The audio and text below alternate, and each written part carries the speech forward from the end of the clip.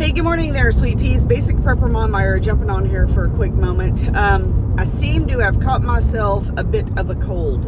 No, it's not that C thing. It is just a cold.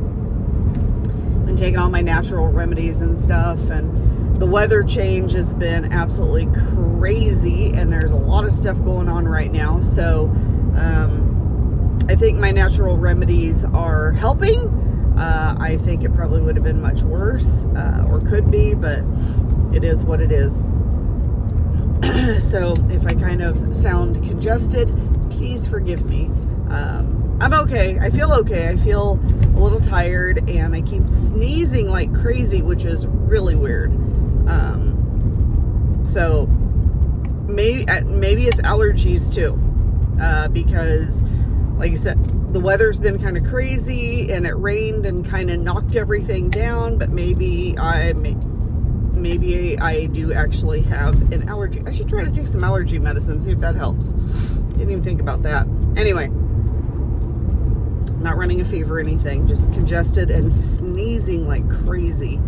And I feel like there's like something tickling my nose all the time. So maybe it is allergies. Anyway, so apparently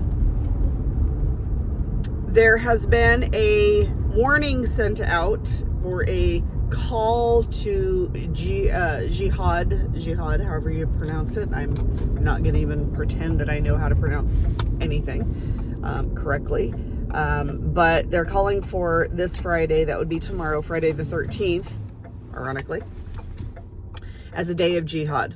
And to stay out of major cities, although people are saying, you know what, I would stay out of major cities for the next few days, even the next few weeks. I would stay out of major cities. They're calling for protests. They're calling for supporters of Palestine to rise up. And we all know, and they actually have come out and said, I can't remember how many, but they know for a fact that there have been Palestinian Muslim extremists who have come across the border illegally. So they know that they're here. They know a few of them that are here, but that's just the ones that they actually know are here. So I would just say a word of caution whenever you go out. Black Lives Matter in Chicago apparently posted a picture of a paratrooper coming down with a Palestinian flag attached to him, and the caption at the bottom says, I stand with Palestine.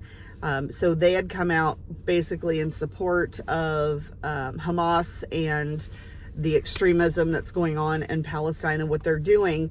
They had since deleted that picture and that post and came out with a rebuttal to it, or retraction to it. And I read it, and it was very interesting, because in one sentence it said, oh no, we don't condone this. We deleted it because we felt bad. We didn't,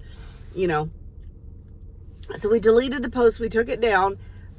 But in another sentence, they say that they do stand with Palestine, or they do stand with any group of people that are fighting in order to live free.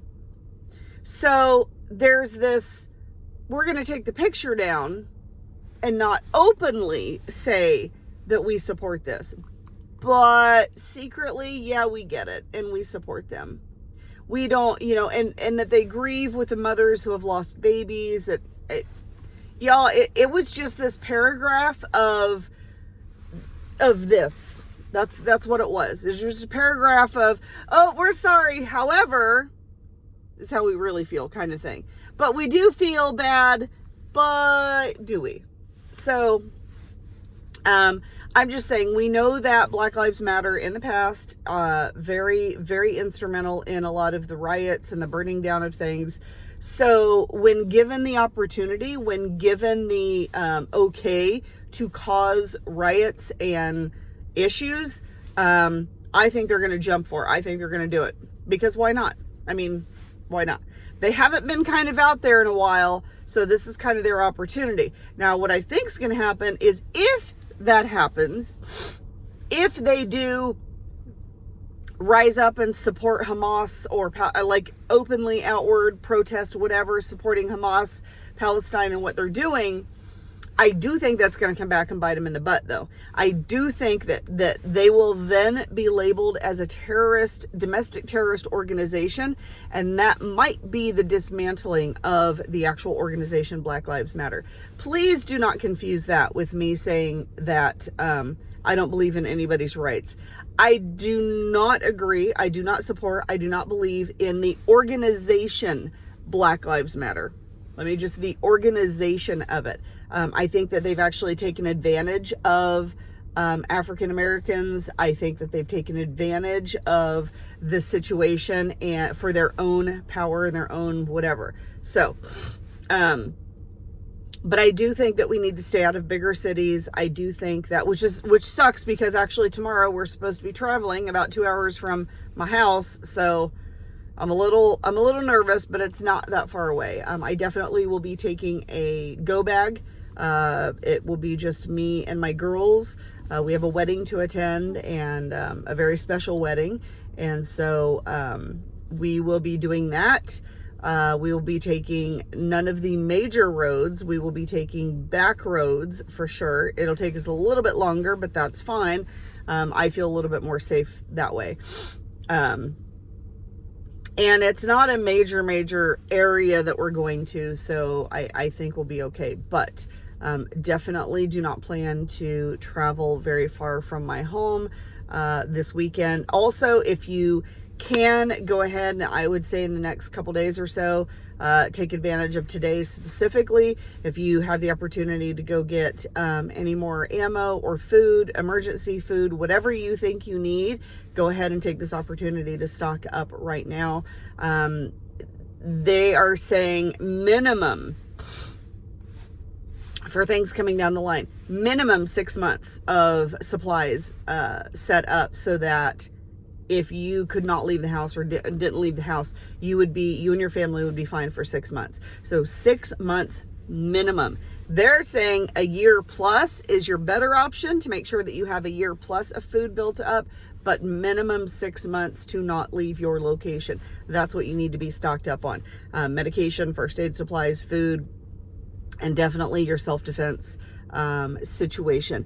If you have not had an opportunity to be with your community and meet with them, you definitely need to make those connections quickly. You need to shore up those connections.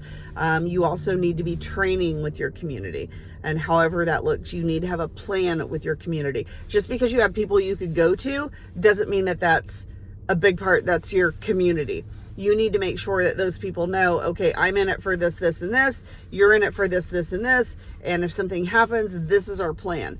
Just because you know people doesn't mean that in a time of emergency or in a time of crisis, they're going to be there for you 100%. You might think they are, but people change in crisis. Not saying that everyone is bad, not saying that you need to, look at everybody with a, with a squinted eye and a skeptical mind, but you need to make sure that everyone knows in your community that, hey, if something happens, if this goes down, are you somebody that's going to be able to be counted on?